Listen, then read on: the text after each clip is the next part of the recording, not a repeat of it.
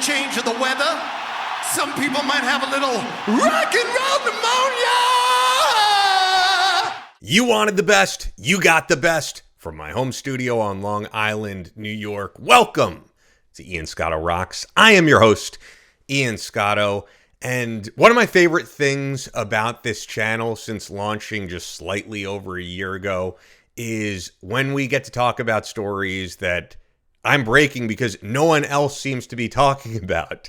And I mean, this is from an interview that got picked up places, but no one picked up on the little subtleties here and there that I'm going to speak about. So to give you some backstory, as many of you know, Mötley Crüe is going to be doing a summer tour that they're calling, you know, the relaunching of the Carnival of Sins tour that they originally did 20 years ago. Many of you were there. I was there for the Carnival of Sins tour for multiple dates.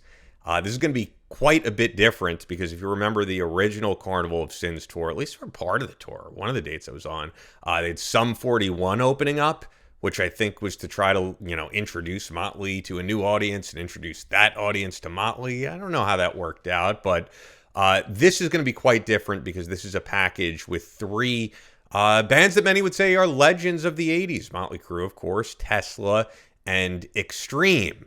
Here's where things get interesting, though. I saw that Nikki Sixx earlier in the week was on Eddie Trunk on SiriusXM, so I went to the app and listened to it. And I always love listening to Nikki Sixx's interviews, and by and large, it was just a promotion and hyping up of the tour.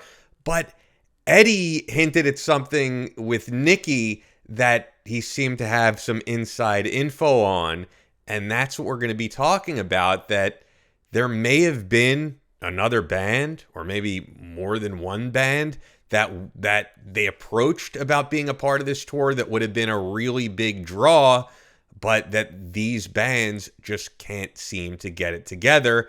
And I have my own speculation, as you can see from this title, of who they're most likely alluding to, and I'll explain why. So let's play some of that. Yeah, great songs, great catalogs, great players, and you know, for the most part, like Mötley Crüe, most of the original members still intact too, which is important. You know, most of the key guys are still there, and when you talk about and Nikki, you don't have to name names here, but did you guys reach out to some other bands of your era, or even try to maybe broker some reunions of sorts to when you started thinking about this that didn't work out? I mean, you look at who's available, you know, you look at who's alive, right? And then you're like, well, which bands are still drawing? I mean, there's a lot of, again, I don't want to name names, but there's a lot of bands that I really like that only have maybe two members, and they're playing to 200 to 500 seat clubs, and it's like, I love them, but you know, you're playing an amphitheater, it can go up to 40,000 people. You want to be sure that, you know, you got someone that's pulling in people, and that, you know, if you're an Extreme fan or a Tesla fan and you like some Mötley Crüe songs, you may get really turned on to more Mötley Crüe songs, or vice versa. You know, Mötley Crüe fans may know one or two Tesla songs, you know, and then they go see them live, and they're like, they become, you know, a bit bigger fan of their bigger catalog. So it's not as easy as, like I said, as you would think. You know, we go round and round and round, and did you guys catch that? We go round and round and round, and one more time. We go round and round and round, and does that remind you guys of something? Yeah. So, is he dropping a hint there? I kind of think so, because they would completely make sense for what he's talking about. Is that a Freudian slip, or is that him just dropping a hint of who they approached to be a part of this tour? I mean, he talks about bands that have two members left that are playing to clubs, and currently that is Warren DeMartini and Stephen Pearcy of Ratt. But unless you have the Ratt name on the marquee, it's not going to draw what Mötley would really need to draw in order to bring in this massive crowd they're hoping to do to fill up amphitheaters. Anyway, let's keep going with what he says here. There might have been a couple bands that we, you know, agencies talked to their agent and said, hey, why don't you guys just kind of pull it together and it'd be a great summertime for everybody. And, some people are just, resistant to that. I have to respect that. Yeah, so that's all that Nikki says there. But after the interview ends, Eddie Trunk gets a little bit more into this and makes it clear that this isn't just some speculative thing that he said here. This is based on some inside info that he had. I'm going to play a little bit of that. Now, something like that, the cool way to do that would be, so they've got Tesla and Extreme, but go and get some other bands of their era to come together and play. But I'll say this, and I know he can't get into it and all that, but I've heard some stories through my sources that there were several bands approached about coming together or reuniting with certain members or what have you to potentially make this thing even bigger or to build it out even more. But those bands did not accept the invitation because it would have required them to work with or to reconstitute with certain members not in those bands anymore. So I'll leave that up to you to speculate on who those bands may have been, but they were attempting to, I think, make it an even bigger thing. Okay. Yeah, so it's interesting because he says, I'll leave it up to you to speculate on who those bands may have been, and I actually haven't seen anyone speculating on this. So I am going to be maybe the first to speculate. I definitely think if it's multiple bands, one of those bands has to be Ratt. And as much as, Extreme and Tesla, they could bring in some new audience for a tour like this, could you imagine a summer tour of Mötley Crüe and Ratt? I could tell you I'm not going to be going to this tour. I've seen Mötley so many times. The show is just not what it was. I mean, you guys all know this. I saw the original Carnival of Sins tour, as mentioned. But, for you guys who saw them in the 80s and stuff, and we all thought the final tour is the final tour, I'm kind of checked out. But if you had a reunited Ratt, right, with all surviving members, I would see that. I mean, I would see that if it was a headlining club show or if it was a show with Mötley Crüe. Absolutely.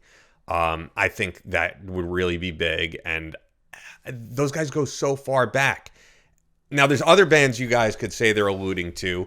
One would maybe be Poison, who people are used to seeing do a summer tour every year or every other year, and it's been a little bit. But the last time that Poison went out on the road, I think the last time, right, was with Mötley Crüe.